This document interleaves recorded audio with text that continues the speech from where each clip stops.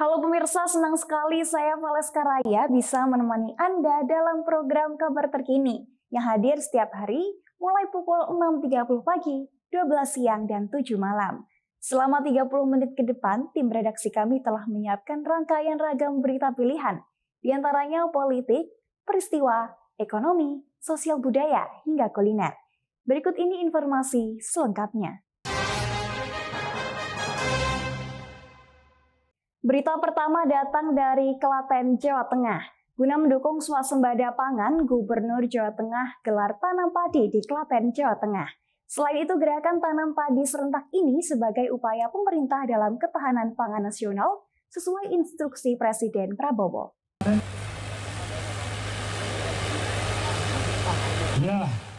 Dalam rangka mendukung swasembada pangan, Gubernur Jawa Tengah melakukan tanaman padi serentak di Desa Puluhan, Kecamatan Trujuk, Kabupaten Klaten, Jawa Tengah. Dalam acara tanaman padi serentak ini juga dihadiri oleh Kapolda Jawa Tengah, Pangdam 4 Diponegoro, dan beberapa kepala daerah se-Solo Raya. Dalam kesempatan tersebut, Presiden Republik Indonesia Prabowo Subianto juga melakukan vikon dengan 11 kepala daerah di Indonesia terkait swasembada pangan. Gubernur Jawa Tengah Ahmad Lutfi menjelaskan target swasembada pangan yang akan berlangsung pada bulan April sebanyak 250.000 hektar. Dalam upaya pada hari pertama akan ditanam sebanyak 156 hektar. Gubernur Jawa Tengah berharap pada saat ini seluruh daerah di Provinsi Jawa Tengah memiliki target 11 juta ton. Oleh karena itu diharapkan ada kerjasama dengan TNI, Polri, kepala daerah di seluruh Provinsi Jawa Tengah bisa memenuhi swasembada pangan sesuai instruksi Presiden Prabowo Subianto. Agenda hari ini adalah melakukan tanam luas lahan di Jawa Tengah. Dipimpin langsung oleh Bapak Presiden, terdiri dari 10 gubernur yang diajakkan vikon. Untuk Jawa Tengah, kita tidak bisa kerja-kerja sendiri, oleh karena itu kita dengan seluruh stakeholder akan melaksanakan kegiatan bersama. Pangdam, Pak Kapolda, kemudian Bulog, kemudian di bawah pengawasan daripada Dirjen Hilirisasi, Kementerian Pertanian selalu melakukan koordinasi dengan kita. Sehingga prinsip pada bulan April, target kita adalah 250.000 hektar. Hari ini akan kita tanam 156 hektar. Tetapi target 250 hektar itu bulan April nanti terpenuhi. Sehingga ke depan untuk menjadi swasembada pangan Jawa Tengah mampu. Kendala yang akan kita hadapi ke depan adalah musim kemarau.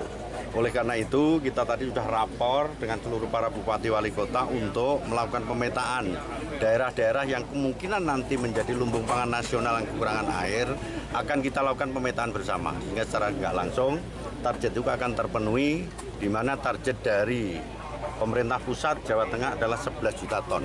Hari ini kita sudah hampir 4,9 juta ton. Dari Klaten, Jawa Tengah, Lisla Safitri, E-Channel TV.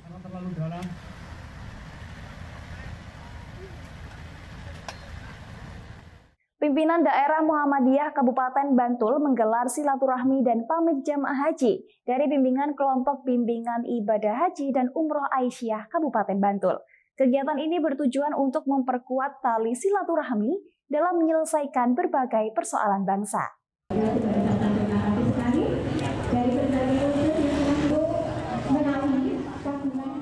Kebijakan khusus dari Presiden Prabowo yang meminta agar biaya ibadah haji lebih murah pada tahun 2025 ini rupanya tak berdampak pada kualitas pelayanan haji di Bantul. Bahkan di tahun ini bakal memberangkatkan lebih dari 500-an calon jemaah haji ke Tanah Suci. Hal itu disampaikan oleh Ketua Pimpinan Daerah Muhammadiyah PDM Kabupaten Bantul, Arba Riksawan Komaru saat menggelar silaturahmi dan pamit jamaah haji di Gedung Dakwah Bantul. Pihaknya berpesan untuk seluruh calon jamaah haji Muhammadiyah untuk menjaga niat dan nama baik Bantul serta selalu berprasangka baik selama menjalankan rangkaian ibadah haji di Tanah Suci Mekah. Pesan dari pimpinan daerah Muhammadiyah 1, mohon dijaga niatnya sampai nanti keberangkatan. Jaga kemurnian niat dan keikhlasan kita semuanya. Insya Allah ikhlas itu adalah vitamin yang paling baik di antara vitamin-vitamin yang lain. selalu berprasangka baik sejak sekarang dari semua proses itu, agar kita mencapai predikat haji yang mabrur.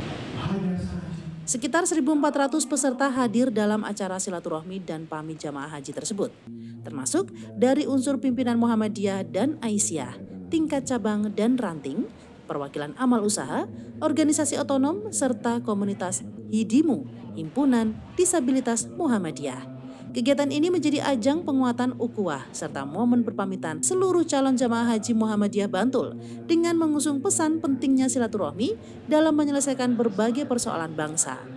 Dari Bantul, Yogyakarta, Joko Pramono, E-Channel TV. Ketua Pimpinan Pusat Muhammadiyah. Seorang pedagang bakso di Boyolali harus berurusan dengan polisi usai menjual obat terlarang kepada pelanggan di warungnya. Tersangka nekat melakukan usaha sampingan ini karena tergiur dengan keuntungan yang tinggi saat menjual paket obat keras ini.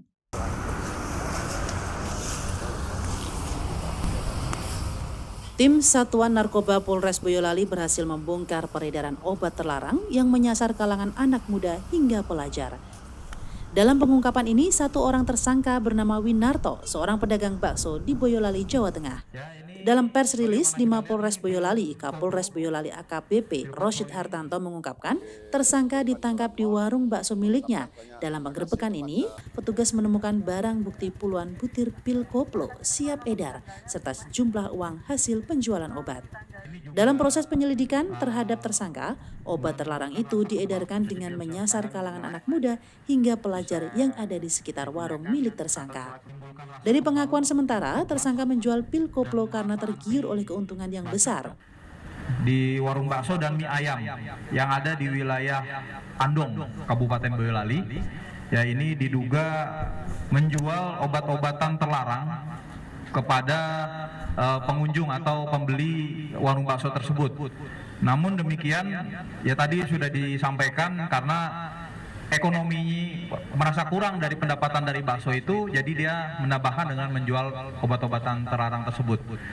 Nah, jadi setelah dilakukan penyelidikan ternyata benar dan akhirnya dilakukan penangkapan oleh teman-teman Sat Narkoba, dan alhamdulillah ada barang bukti yang ditemukan ini berupa 50 butir dengan inisial Y, ya ada inisialnya Y. Nah, ini tidak menutup kemungkinan bahwa jaringan ini tidak hanya berada di satu toko bakso ini saja, kemungkinan ada juga di tempat lain.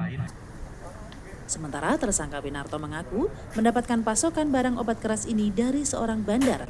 Tersangka mendapatkan pasokan per paket berisi 10 butir dengan harga Rp35.000. Kemudian dia jual kembali dengan harga Rp70.000. Kamu jualnya selama ini berapa per butirnya? Secara kemasan. Secara kemasan. Satu kemasan itu isi berapa? Satu kemasan isi 10, jadi langsung jual 750.000 gitu. Berapa? 70.000. Oh, per kemasan. Oh iya. 10 butir, 10 butir 70.000. 10 butir 70.000 dijualnya dengan sistem kemasan itu. Nah, kamu jual ke siapa aja di sana? Kebanyakan pelanggan dari atas yang saya jual. Ya. Kebanyakan random dan itu sudah memang sudah berulang kali. Artinya memang sudah langganan dia menjualkan itu. Ya, sudah langganan, sudah berulang kali dan orangnya pun bisa siapa saja. Anak-anak pun juga pernah ya beli ya. Ada yang beli anak-anak ya. Nah, anak-anak juga ada yang pernah membeli. Alasannya apa? Tergiur keuntungan. Polisi kini tengah memburu bandar pemasok obat terlarang ini. Tersangka dijerat dengan primer pasal 435 subsidiar pasal 436 ayat 2 Undang-Undang RI nomor 17 tahun 2023 tentang kesehatan. Tersangka terancam hukuman penjara paling lama 12 tahun penjara atau denda paling banyak 5 miliar rupiah. Aza Argani dari Boyolali, Jawa Tengah, E-Channel TV. Pemirsa, Polda DIY membongkar kasus pengoplosan LPG bersubsidi di pangkalan resmi Pertamina. 3 pelaku menyuntik LPG 3 kg ke 5,5 serta 12 kg dengan keuntungan puluhan juta rupiah per bulan.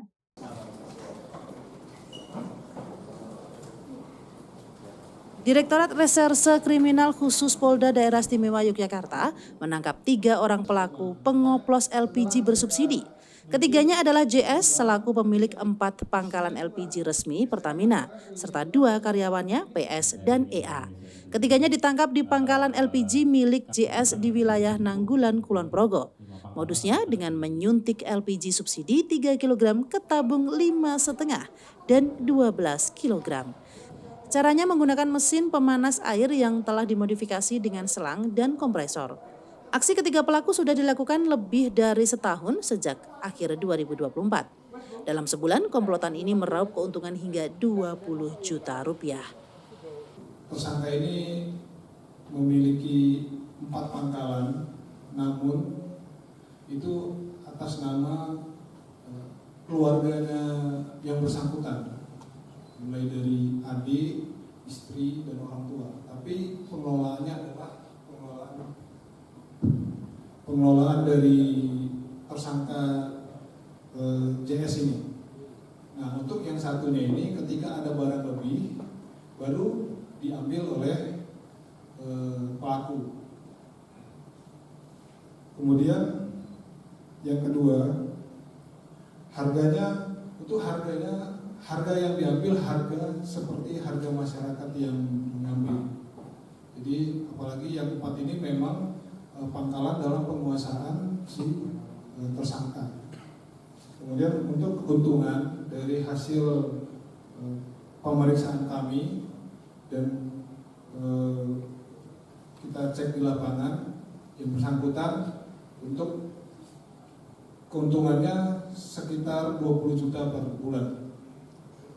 Karena 2 orang yang pembantu ini kan dikasih kasih honor juga. Pasca kejadian ini, Pertamina Patra Niaga langsung mencabut izin usaha kepada 5 pangkalan LPG yang terlibat pengoplosan. Kami telah melakukan tindakan tegas terhadap pangkalan yang diduga dalam pengembangan kasus ini terlibat ya dari proses pemindahan LPG ini. Sanksi tegas yang kami berikan yakni yang pertama, kita copot atau dilakukan pemutusan hubungan usaha terhadap 5 pangkalan yang terindikasi melakukan penyelewengan. Kemudian kita untuk dalam rangka mengamankan stok di wilayah tersebut, itu untuk pangkalan yang diputus atau dicopot tadi segera kita lakukan pencarian untuk mengganti pangkalannya ya, agar suplai LPG sendiri tidak terpengaruh. Dan dengan adanya kasus ini kami sampaikan bahwa kondisi stok LPG di Nanggulan sendiri dalam kondisi aman karena suplai sudah kita alihkan kepada 11 pangkalan yang terdekat dengan lokasi pangkalan. Polisi menyita ratusan tabung gas berbagai ukuran, berikut alat yang digunakan mengoplos. Ketiga pelaku terancam hukuman 6 tahun penjara. Dari Sleman, Yogyakarta, tim E-Channel TV melaporkan.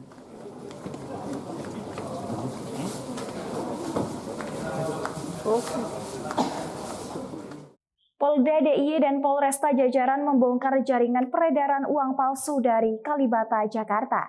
5 pelaku ditangkap, salah satunya mantan anggota DPRD Kabupaten Bantul.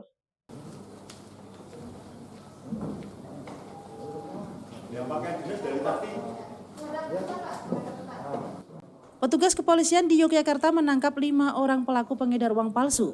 Mereka berasal dari 2 kelompok berbeda yang beroperasi di kota Yogyakarta dan Kabupaten Sleman.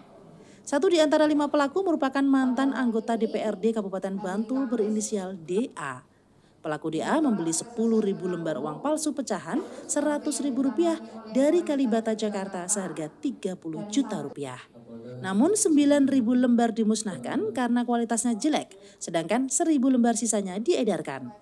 Peredarannya dengan cara dijual ecer kepada pelaku lain, serta digunakan berbelanja di toko serta minimarket. Terkait dengan pengungkapan kami yang di Polresta, itu tadi sudah dijelaskan di awal.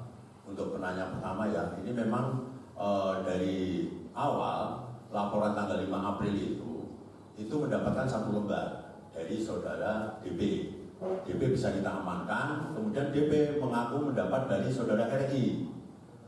Dia membeli 400.000 mendapatkan 8 lembar. Jadi DP ini membeli kepada RI 400.000 mendapatkan 8 lembar. Kemudian RI bisa kita amankan, RI ini membeli 650.000 mendapatkan 13 lembar dari DA. Jadi urutannya seperti itu. Kemudian DA bisa kita amankan bahwa DA ini membeli sebanyak pada bulan Maret, kurang lebih bulan Maret, sebanyak 30 juta. Dia mendapatkan 10.000 lembar. 10.000 lembar. Kemudian hasil pemeriksaan DA, dari 10.000 lembar ini, menurut keterangan DA, yang 9.000 lembar, menurut DA, kualitasnya jelek, menurut DA. Akhirnya dimusnahkan sama DA, dibakar. Menurut DA ya, keterangan. Tapi yang 1.000 lembar itu sudah terlanjur diedarkan. Sebagian dibeli oleh RI tadi. Demikian urutannya. DA sendiri kita periksa memberikan keterangan bahwa dia mendapat dari beli sebanyak 30 juta, mendapatkan 10.000 lembar itu dari inisial A. Inisial A di Kalibata itu. Nah, sampai sekarang kami masih menelusuri, mencari si A ini. Mudah-mudahan secepat mungkin bisa kami dapatkan orang ini. Apakah yang 1.000 lembar itu sudah diedarkan dan diedarkan di mana? Tentunya sudah diedarkan karena setelah kita amankan si DA ini, kita temukan tinggal 5 lembar. Tinggal 5 lembar, yang lainnya pengakuan keterangannya saudara DA memang sudah diedarkan 1.000 lembar itu. Petugas menyita 7 lembar uang palsu pecahan Rp100.000 yang belum sempat diedarkan. Polisi kini masih memburu penjual uang palsu jaringan Jakarta yang sudah diketahui identitasnya. Dari Sleman, Yogyakarta, tim E-Channel TV melaporkan.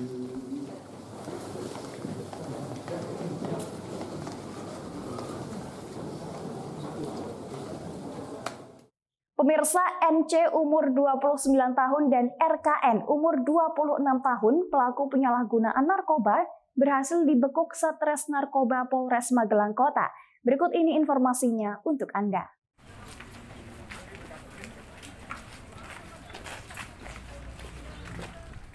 NC umur 29 tahun dan RKN umur 26 tahun, pelaku penyalahgunaan narkoba berhasil dibekuk Satres Narkoba Polres Magelang Kota.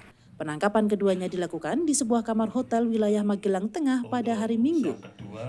Kapolres Magelang Kota AKBP Anita Indah Setianingrum menyampaikan pihaknya telah mengamankan kedua pelaku beserta barang bukti berupa 5 klip narkotika, jenis sabu dan ekstasi. Awalnya anggota mendapatkan informasi dari masyarakat bahwa ada orang yang dicurigai juga sering menggunakan narkoba jenis sabu. Kemudian didalami dengan informasi tersebut, rekan melihat bahwa salah satu yang klik itu kelihatan, kemudian kita informasi ada di hotel kamar 312 lantai 3 ya, salah satu hotel di Magelang Tengah. Kemudian tanggal 6 April itu 2025 kita bersama tim langsung ke hotel dan ternyata betul ada 2 orang itu dibuka dan dilakukan penggeledahan saat itu. Kemudian dia juga menyerahkan ada barang bukti berupa sabu dan inek, yaitu 2 butir inek warna biru dan warna hijau. NC mengaku keduanya membeli narkotika sendiri-sendiri, kemudian digunakan bersama-sama di kamar hotel. Kita mengajak hotel perempuan ini. Iya. Yang punya barang siapa? Itu akses, Bu. Apa? Yang punya barang kita berdua. Iya. Kamu bawa apa? Sabu, inex. Sabu sama inek. Barang dari kamu. Kalau Tata ini bawa sabu. Sama-sama Bu, itu kan beli bareng Bu. Oh, belinya bareng. Iya. Terus direncanakan kalian berdua Iya, pakai berdua. di hotel. Iya. Udah lama nggak pakai, tapi kan kemarin baru pulang kampung. Pulang kampung dari mana? Dari Bali. Kamu kerja di Bali? Iya. Kerja di Bali. Jadi apa di Bali? Di GV Hotel. Di hotel? Iya. Terus pulang ke Magelang? Iya. Terus kok bisa ketemu sama ini? Kamu telepon duluan atau bagaimana? Enggak ketemu Bu. Enggak sengaja ketemu di minimarket. Kapolres Magelang Kota AKBP Anita Indah Setianingrum menambahkan pengungkapan kasus ini merupakan bentuk keseriusan polisi dalam memerangi narkoba. Pihaknya mengajak agar masyarakat turut serta memerangi narkoba dengan melaporkan ke aparat kepolisian jika ada hal-hal mencurigakan di lingkungannya. Kedua pelaku dijerat dengan pasal 112 ayat 1 atau pasal 127 ayat 1 huruf A Undang-Undang RI nomor 35 tahun 2009 tentang narkoba dengan ancaman maksimal 12 tahun penjara. Dari Magelang, Jawa Tengah, Nurul Abadi, E-Channel TV. Ada momen keseruan saat perayaan Milad Universitas Muhammadiyah Yogyakarta yang ke-44. Ada ratusan guru bimbingan konseling yang mengikuti kampus tur UMY. Mereka diajak berkeliling kampus dengan menaiki kereta kelinci. Di hari jadinya ke-44 dirayakan oleh Universitas Muhammadiyah Yogyakarta dengan penuh kegembiraan. Salah satu momen spesial dari perayaan ini adalah diselenggarakannya kampus tur. Ya, kali ini dikhususkan untuk guru bimbingan konseling atau BK dari SMA dan SMK se-Daerah Istimewa Yogyakarta. Ada sekitar 350 guru BK yang ikut terlibat. Momen keseruan pun kian nampak saat mereka diajak berkeliling kampus UMY dengan menggunakan kereta kelinci. Pengenalan kampus lewat cara ini membuat para guru BK dapat lebih dekat dengan kampus berjuluk Muda Mendunia tersebut. Memahami atmosfer serta visi misi UMY, terutama dalam konteks semangat keindonesiaan di kancah Asia dan global. Karena Asia adalah salah satu percaturan terpenting global di pendidikan dunia. Kalau guru BK sudah mengakrabkan diri dengan UMY, dengan gaya UMY dan gaya percaturan UMY, itu mudah-mudahan insight mereka untuk lebih mengedepankan semangat kita Indonesia bagian dari Asia, dan kita ingin memunculkan lagi bahwa Asia adalah salah satu percaturan terpenting global di pendidikan di dunia. UMY itu gedungnya sangat bagus dan sebagainya. Jadi saya ada gambaran juga. Prestasi-prestasi sebenarnya bagus-bagus, cuman kalau di sekolah kami itu kurang mengena gitu. Jadi kami saat ini memilih UMY karena supaya lebih mengenal UMY itu seperti apa, jadi bisa memberikan pemahaman seperti yang tadi saya bilang. Sebagai pemegang peranan krusial dalam proses pembelajaran dan pendampingan psikologi siswa, melalui kegiatan ini diharapkan guru BK lebih akrab dengan UMY, bagaimana gaya dan percaturan UMY. UMY sendiri memiliki pusat konsultasi psikologi yang diharapkan dapat menjadi wadah bagi para siswa untuk mendapatkan pendampingan yang tepat. Langkah ini sejalan dengan upaya UMY untuk mengarahkan energi positif generasi muda ke arah yang lebih konstruktif. Dari Bantul, Yogyakarta, Joko Pramono melaporkan untuk E-Channel TV.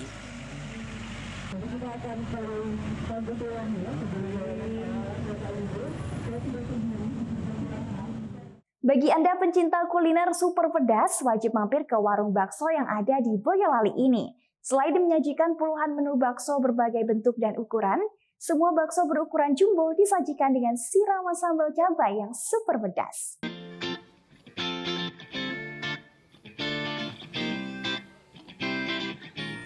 Inilah warung bakso Sera di Kecamatan Ngemplak, Boyolali, Jawa Tengah yang tidak pernah sepi dari pelanggan para pecinta bakso. Bukan tanpa sebab para pembeli datang silih berganti, karena warung bakso ini memiliki lebih dari 30 varian menu bakso jumbo, berbagai bentuk dan ukuran. Semua bakso di warung ini disajikan dengan siraman sambal cabai yang super pedas. Dan di dalam bakso yang berisi cabai dan bakso ukuran kecil-kecil, bentuk bakso yang beragam menjadi daya tarik tersendiri bagi pelanggannya. Terlebih, rasa sambal yang disiram ke bakso memiliki cita rasa tersendiri. Favorit di sini apa? Tumpeng lava, tetap bestsellernya tumpeng lava di sini. menjadi daya tarik ya di warung bakso Sera ini? Karena di bakso yang lain tuh belum pernah ada yang bakso kayak gini. Baru di bakso Sera dia bisa bikin ada tumpeng lava. Spesialis untuk pedesnya pun dia sambelnya beda ya dari yang lain ya. Dia punya ciri khas sendiri untuk sambelnya. Itu aja sih. Jadi ditumisnya itu sambelnya bisa enak banget. Tidak hanya bakso jumbo, ukuran 1 mangkok saja di sini pelanggan juga bisa memesan bakso ukuran super jumbo seperti bakso corong monster yang memiliki berat lebih dari 2 kg. Saat dibelah, di dalamnya terdapat aneka isian seperti bakso kecil, telur puyuh, dan sosis. Untuk menambah sensasi, jangan lupa untuk disiram dengan sambal pedas. Bakso corong monster yang dibanderol dengan harga Rp260.000 ini bisa dinikmati secara beramai-ramai hingga 15 orang. Bakso monster ini bisa dipesan 2 varian, yakni bakso original dan bakso super pedas. Melahap bakso super jumbo ini memiliki sensasi tersendiri dan cocok dinikmati beramai-ramai bersama keluarga maupun teman. Biasanya monster yang level 3, tapi ini juga karena bawa keluarga dari kampung, jadi kita pesennya yang monster, corong monster yang porsi 16 orang. Sangat worth it. Iya. Rasanya, sensasinya, pedesnya pas. Bumbunya juga pas. Apalagi suasana cuaca yang lagi mendukung hujan gini. Nah, suasananya sangat mendukung sekali. Setiap harinya warung bakso ini bisa menghabiskan hampir 1 kuintal daging sapi serta 15 kg cabai rawit. Dan di hari Sabtu Minggu maupun hari libur kebutuhan daging bisa meningkat 2 kali lipat. Setiap harinya ratusan porsi bakso pedas berbagai bentuk ini bisa habis terjual. Dan masing-masing bakso pedas ini dijual mulai dari harga Rp10.000 hingga Rp1.000.000. Masalah harga itu 10.000 nyampe 1 juta. Iya. Yang paling banyak diminati yang apa ini, Bu? Yang makan pelanggan di sini ya tumpeng Merapi, corong Merapi. Kalau cabai itu seharinya ya kalau hari-hari biasa 10 kilo nyampe 15 kilo, kalau hari weekend ya 20 kilo nyampe 30 kilo. Bagi Anda penggemar bakso dan ingin mencicipi sensasi bakso jumbo beraneka bentuk ini, bisa mampir di warung yang berada tepat di utara Bandara Adi Sumarmo, Boyolali, Jawa Tengah. Aza Argani, Boyolali, Jawa Tengah, E-Channel TV.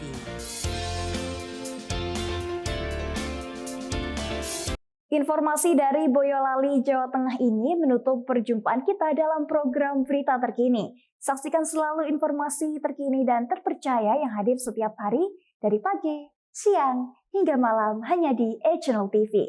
Saya Valeska Raya dan tim redaksi yang bertugas mengucapkan terima kasih atas perhatiannya. Sampai jumpa dan tetap semangat!